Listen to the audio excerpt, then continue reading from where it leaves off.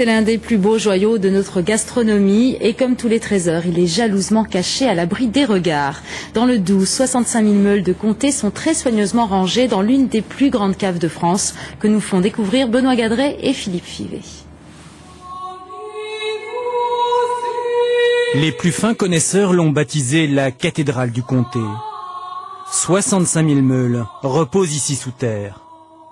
Parcourir ces travées, c'est entamer un voyage à travers les villages de l'appellation. Ici, on a peut-être des 51, les majors, qui sont fabriqués un petit peu plus au nord, et 747 sur le plateau du Russé, c'est une coopérative qui est voisine.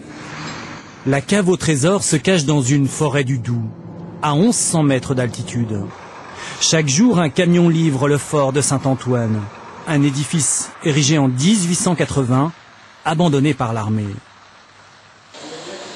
Ces meules de 35 kilos ont une quinzaine de jours. Elles viennent des fromageries des villages voisins. Marquées au fer rouge pour assurer leur traçabilité, elles vont s'affiner dans ces galeries, où la température évolue entre 6 et 9 degrés. Les soins quotidiens éprouvants pour l'homme sont désormais automatisés. Un robot maison retourne, sale et brosse les meules de comté. L'homme se réserve finalement pour l'essentiel, l'expertise. C'est le travail du caviste. On va caresser la surface de la meule pour deviner sans l'ouvrir l'intérieur du fromage.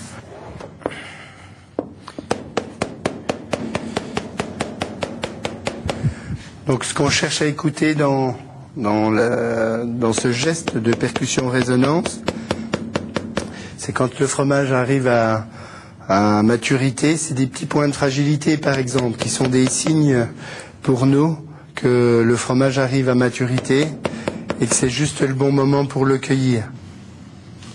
Comme un œnologue avec ses vins, le caviste sonde et goûte jusqu'à 200 meules par jour. Aucune d'entre elles ne quitte le fort sans avoir été dégustée. Aujourd'hui, nous avons environ... Le secret des cavistes est en partie dévoilé au grand public.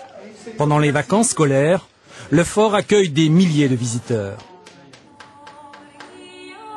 L'affinage va durer jusqu'à 24 mois.